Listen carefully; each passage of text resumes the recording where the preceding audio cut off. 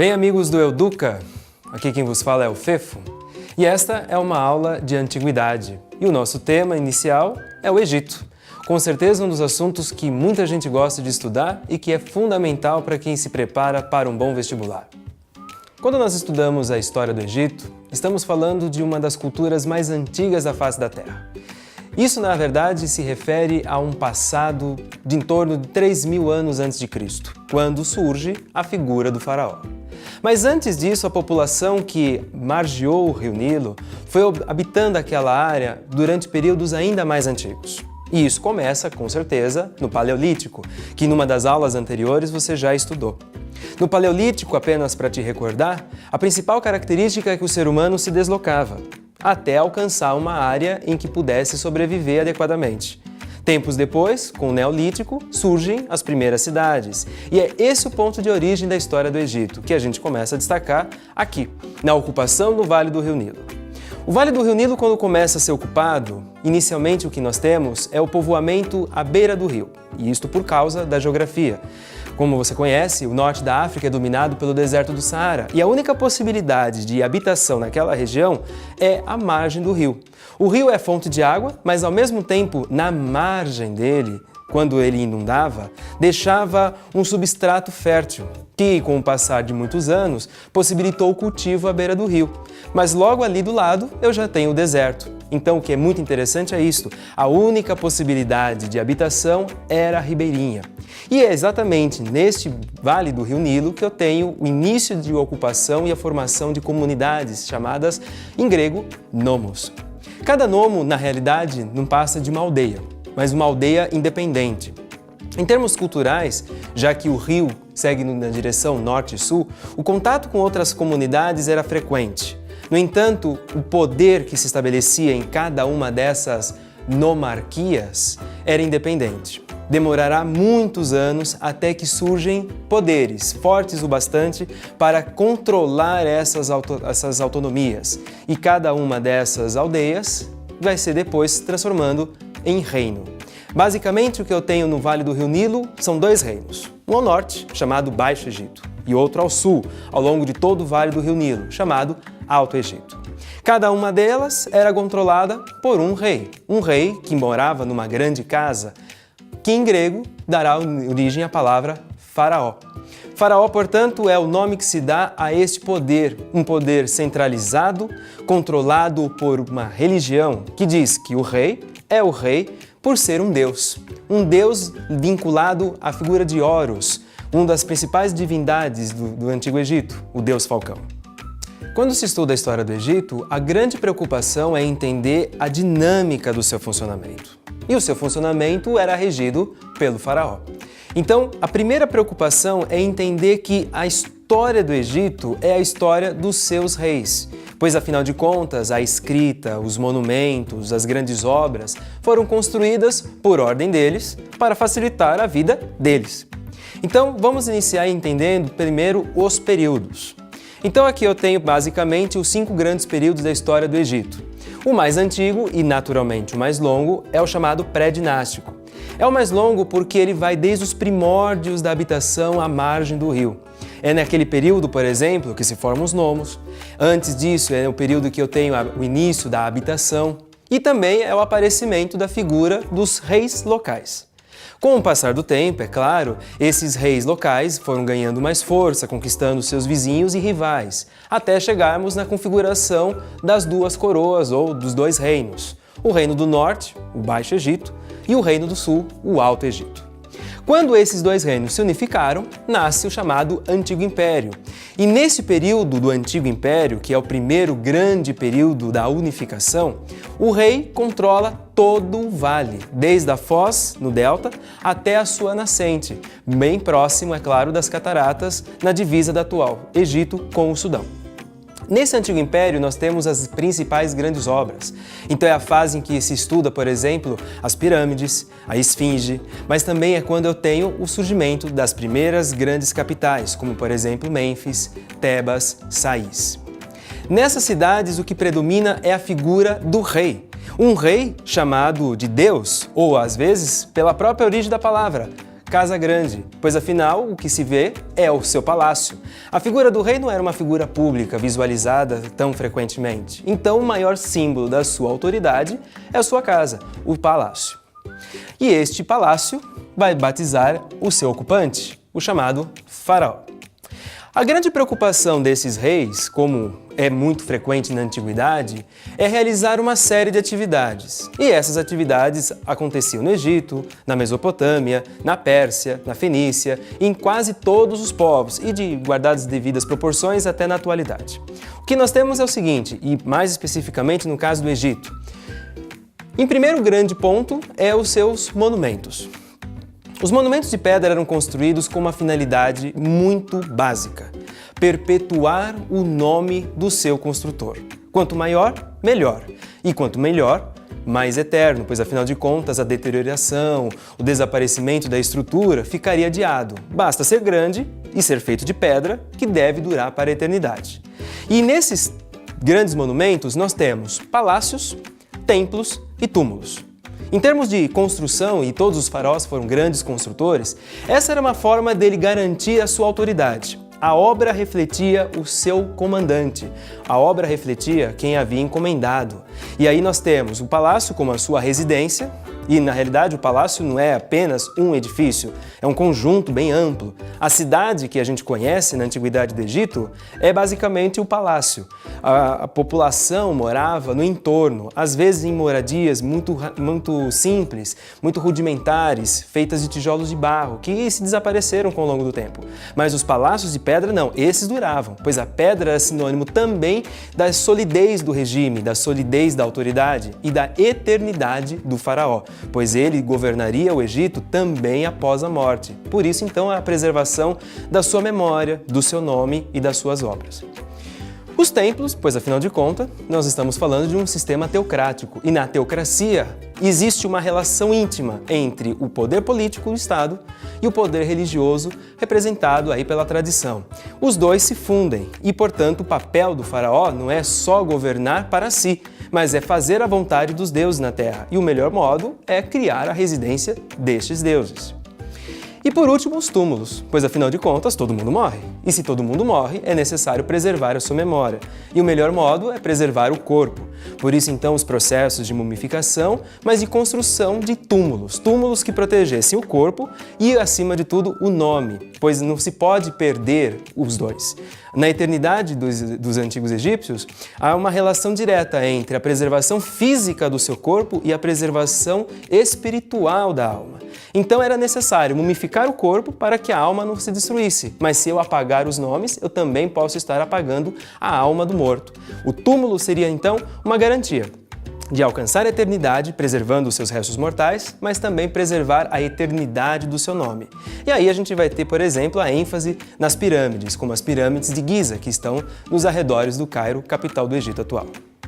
Mas algo que também eu não posso esquecer é o papel, vamos dizer, ordinário de qualquer governo, que é garantir o abastecimento de água e alimentos. No caso específico do Egito, todas as terras pertenciam ao rei e todos, portanto, trabalhavam para ele, dependiam dele. Era ele que, cultuando os primos divinos, garantiria a reprodução da chuva e a renovação dos ciclos de inundação. Portanto, há uma relação cósmica nessa agricultura. Não bastava simplesmente plantar e esperar que as coisas acontecessem. Não, era necessário preservar o ritual. E isso, é claro, renovava a própria autoridade do rei, tornava-o necessário, uma peça fundamental na sobrevivência do país. O que é muito interessante, pois quando morria um rei era sinônimo de uma espécie de apocalipse, pois afinal de contas tudo havia desaparecido. O deus estava morto, até um sucessor aparecer, até o seu processo de enterro ser concluído e tudo mais, demoravam-se dias, quase 70 dias. Então, a morte do rei representava também, de uma maneira muito simbólica, a morte do país. E durante a vida do rei é necessário então garantir a vida do país. E as obras hídricas proporcionavam isso. Que obras são essas? Basicamente, são obras de irrigação. O rio Nilo era a única fonte de água disponível em abundância para a agricultura e uso doméstico. Então, neste caso, é necessário ampliar o potencial desta hidrografia. E o meio era feito como? Construíam-se pequenos canais à beira deste rio. Esses canais se multiplicavam em vários outros, alguns reservatórios eram construídos, nada muito subterrâneo, nada muito elaborado, mas o que se garantia com isso era a ampliação, quase que o dobro da área irrigada, aonde o rio, naturalmente, não conseguia ocupar durante a enchente. Nessas obras, a grande preocupação era acelerar o processo de irrigação, mas ao mesmo tempo preservar a capacidade produtiva de alimentos. O alimento, afinal de contas, não era somente em termos de sobrevivência física das pessoas, mas eu estou falando também em termos de comércio. Qual era o papel fundamental do rei na antiguidade egípcia? Basicamente, condução de obras hídricas. Que obras são essas? São obras de irrigação, pois afinal de contas o rio era a única fonte de água em abundância, tanto para a sobrevivência das pessoas, alimentar o gado, mas também plantar. Lembre-se que o Egito é cercado por areia, do deserto do Saara, nas duas áreas. Portanto, o rio Nilo é fundamental e a única maneira de ampliar o poder da irrigação era através dessas obras. Grandes canais eram construídos, começando na margem do rio e seguindo até o limite possível. Isso tudo de maneira natural, sem bombas, sem nenhum tipo de moinhos, algo básico. A própria natureza se encarregava de abastecer esses canais, que eram obras de engenharia bastante complexas. Com isso, você era capaz, por exemplo, de ampliar, pelo menos em 2 vezes, a área cultivável das margens do rio, coisa que apenas pela enchente não seria possível. E isso também é algo muito importante, pois afinal de contas, as terras cultivadas eram a prova de que o rei é sadio, de que o rei é poderoso, de que o rei está suprindo a necessidade básica da sua população. Depois das obras, é claro que é necessário extrair o alimento. A principal fonte de renda do Estado é o próprio bem cultivado. Não é dinheiro exatamente. Todas as relações econômicas se davam em torno dessa cultura agrícola. Então a base de tudo, não apenas em termos da alimentação, mas na própria função do Estado, dependia disso. Controlando as terras, controla-se quem domina, quem mora, quem ocupa essas terras. Então, a coleta de impostos, e daí o uso da escrita, aparece de uma maneira muito significativa. A grande preocupação está nessa. Se eu plantei, e aquilo pertence ao Estado, aquilo pertence ao rei, o rei irá suprir a necessidade da população.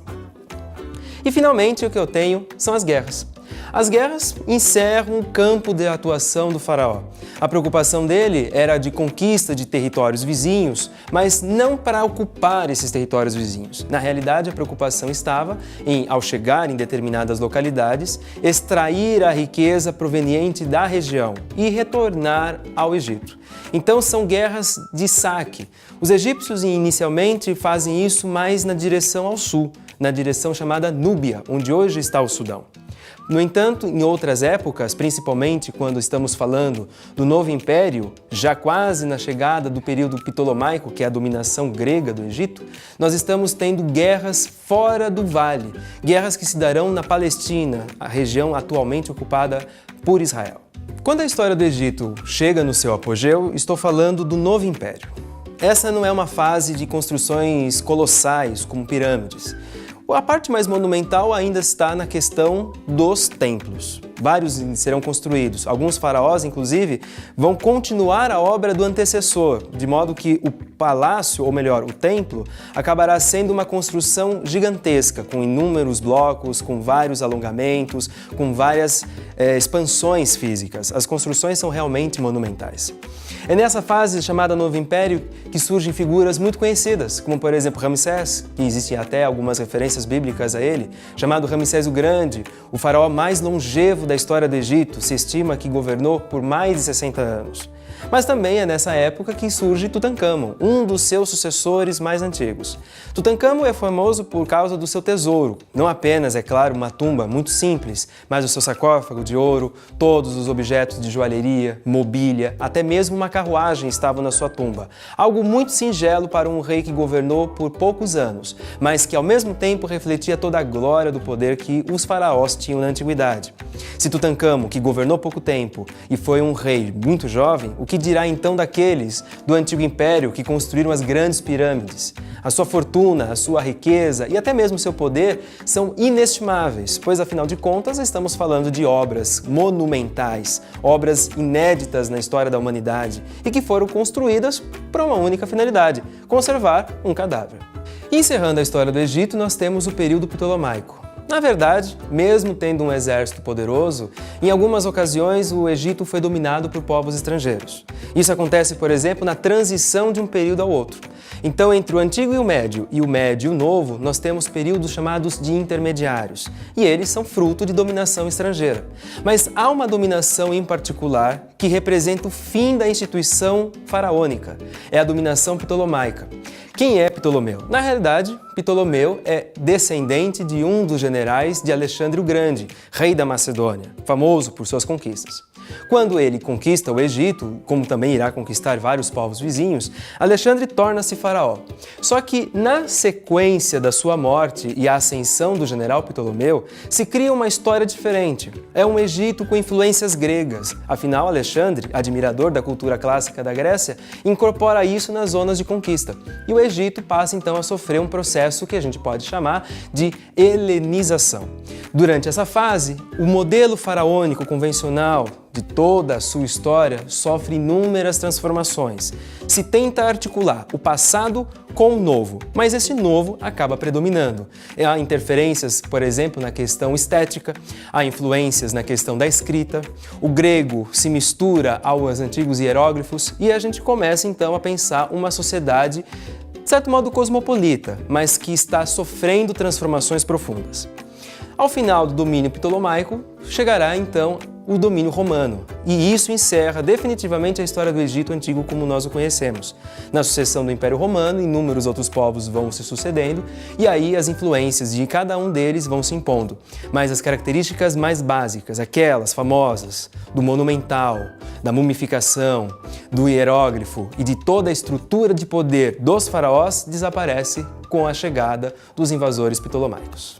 Bem, eu espero que você tenha gostado dessa aula de história sobre o Egito Antigo. A gente se encontra na próxima. E não esqueça, avalie, comente e, é claro, se necessário, mande a sua dúvida. Até mais! O que é muito importante também pensar aqui, quando falamos... Eu fiz o caminho errado, eu virei para a lousa. E a gente começa entendendo a fumaça. Eu tenho que virar para cá. Então, corta.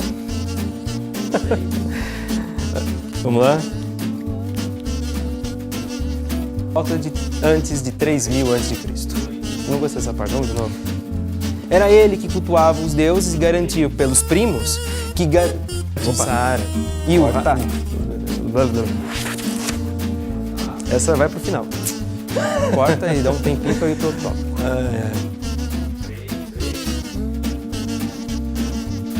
Peraí, eu falei o mais... Não é o mais antigo? Não. Corta.